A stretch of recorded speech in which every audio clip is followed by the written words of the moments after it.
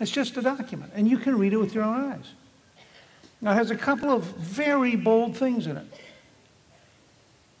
The first is, it says, we hold these truths to be self-evident. It doesn't say this theory, this philosophy, this idea.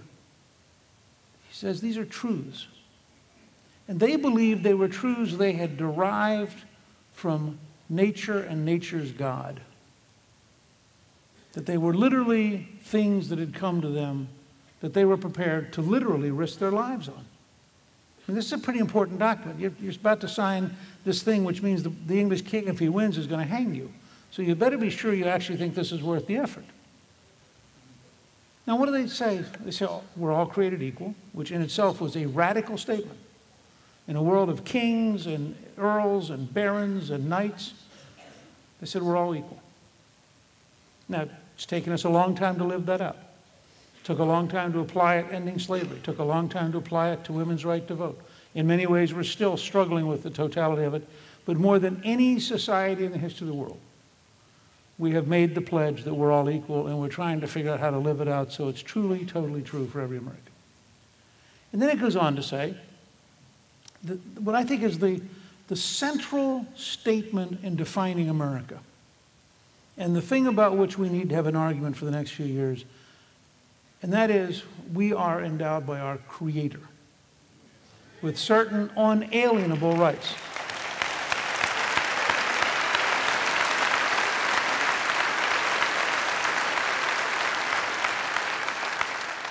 Now, why does this matter? Well, it goes to the heart of the nature of power. There are two competing philosophies. There's a philosophy that says power comes from government and government defines who you are. And there's a philosophy that says, oh no, power comes from God. That God has decided, each one of you personally, think about this.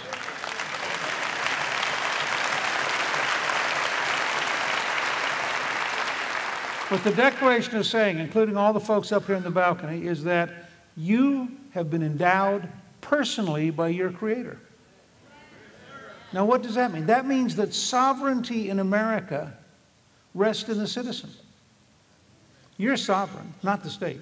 And then you loan to the state, which is why we begin with we the people. It doesn't say we the politicians or we the orators or we the judges or whatever. It says we the people, because we are the only people who have the power to loan.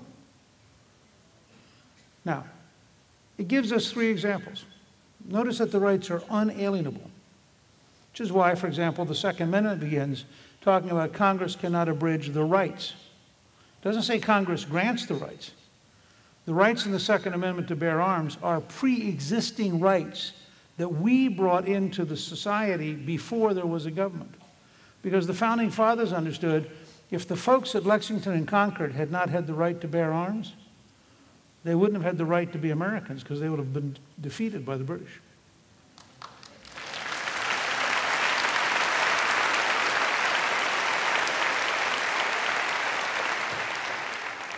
So, they're unalienable. They're always in you. In fact, you can't get out of them because God gave them to you. And among these rights are life, liberty, and the pursuit of happiness. Now, I just want to make one point about the pursuit of happiness. Happiness in the Scottish Enlightenment, where Jefferson got the phrase, means wisdom and virtue, not hedonism and possessions.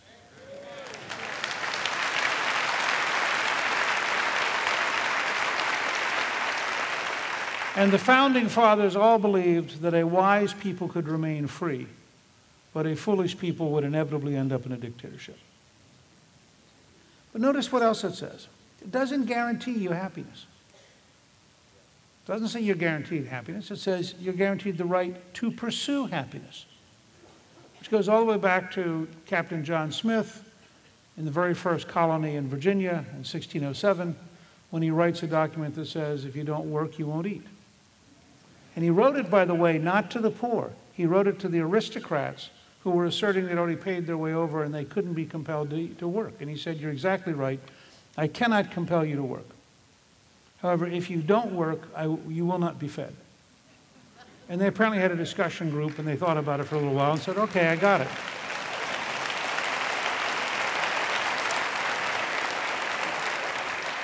So we have had at the core of our system for over 400 years now this belief in a work ethic. That we all are allowed to pursue happiness. Now, that means if you read the language, there's no provision for a federal Department of Happiness. There's no provision for happiness stamps for the under-happy. There's no provision for the right to sue if you're unhappy. You can imagine the afternoon commercials. Hi, are you unhappy? Do you know somebody rich who's too happy that we should visit? Drop by for a free consultation at Happiness Lawyers, Inc. And there is no provision. The Founding Fathers, you said to them, some politician was going to walk in here and say, I am now going to take from the overly happy and redistribute to the underly happy.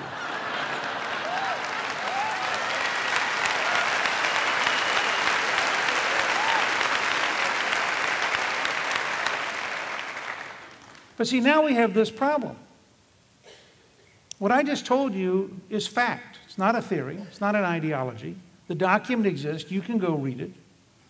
And now you come around to our schools and you come around to our courts. And so one of the things I've been advocating to the state legislatures all over the country is pass a law requiring that every year from K through 12 and every year in the tax-supported universities and colleges, we teach the Declaration of Independence for a day, and they actually have to confront it.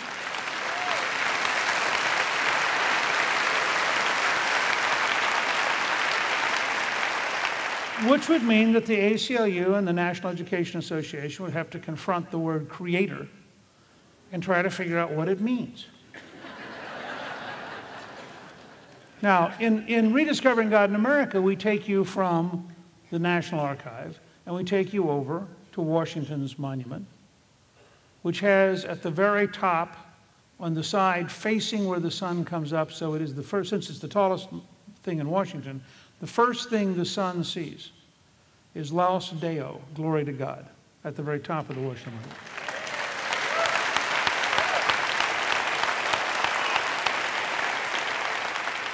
I've written 2 novels about Washington, Valley Forge, which really fit perfectly with your music, and To Try Men's Souls, which is about crossing the river on Christmas Day to win at Trenton. And when you read Washington and study Washington, he said over and over again, you cannot explain our victory without the hand of divine providence. So for people who go around and say, well, he wasn't really religious, I mean, you have to consciously avoid his life to believe this.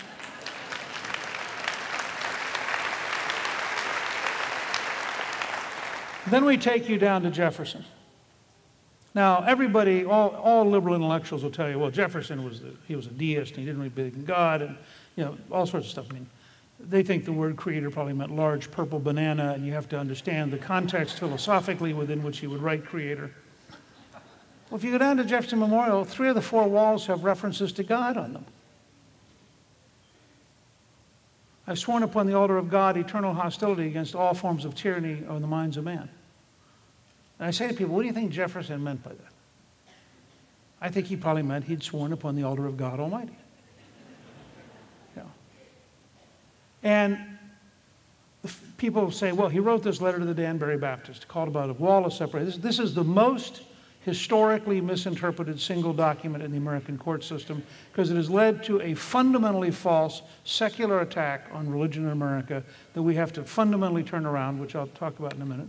But what did Jefferson say? The Danbury Baptist writing basically say, we would like to not have a state religion.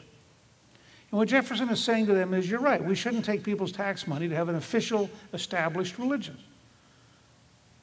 Now, how big a wall of separation did Jefferson believe in? Well, 2 days after he signed that letter, he went out, got in his carriage, rode up the hill, and went to church in the U.S. House of Representatives chamber, which was used as a church until the 1860s. He paid for missionaries to the Indians. He paid to build a church on an Indian reservation. And he turned the U.S. Treasury building over every Sunday to be used as a church because there weren't enough big buildings in Washington during his administration. Now, I've always said to people, I don't think we should have government get any closer than Jefferson did, and I don't know how big the room in the Treasury Building is anymore, but what the heck, why not just use it for a while and find out? You know, just...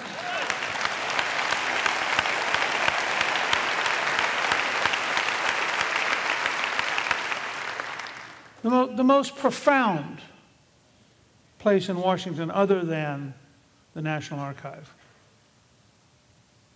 is, I think, the Lincoln Memorial. One Nation Under God, of course, comes from the Gettysburg Address. And if you get a chance to visit sometime, you should go to the Lincoln Memorial and read out loud slowly, because Lincoln delivered his speeches very slowly. So he would have said 407 years ago and paused. And he did it because he wanted you to be able to get the whole speech. He also, most of his speeches are fairly short with one or two exceptions. See, there's a Lincoln lover already. And Lincoln is sitting at Gettysburg on the platform, looking out at the First National Military Cemetery. And he writes in One Nation Under God, which was not in the text that he took with him. And I think to take that, I think the Ninth Circuit Court was so egregiously and outrageously contrary to the American tradition. But the Gettysburg Address, which is where government of the people, and by the way, Lincoln probably said it with the emphasis on people, government of the people, by the people, for the people. He's trying to drive home a point here, which all of us should remember. The base of our system is the people, not the judges, not the politicians, not the news media, not the academics, the people. Now, in that setting, what's really profound, and this is what makes it, to me, I don't understand how people can be serious historians and try to explain America and skip what I'm about to tell you. I don't see how you can explain Lincoln and skip what I'm about to tell you. On the other side in the memorial is Lincoln's second inaugural. March 1865, 4 bitter, painful, enduring years of war. Enormous bloodshed on a scale we can't imagine. And Lincoln has become a man who's in agony. Goes from being a very rational lawyer in 1860 to a man who has thrown himself upon God's mercy because he knows that he insisted on continuing the war until the Union was preserved, and he knows that the blood of both sides is on his shoulders. And he has accepted that price to preserve the Union. And so he's really a changed man by 1865. And here's what makes it so amazing. In 702 words, there are 14 references to God and 2 quotes in the Bible. Now I ask you, how could you teach a history class, whether it's in high school or college, encounter Lincoln and not notice in passing that in his greatest oration, he references God 14 times and quotes the Bible twice? And we're going to teach American history as though it were secular? One last example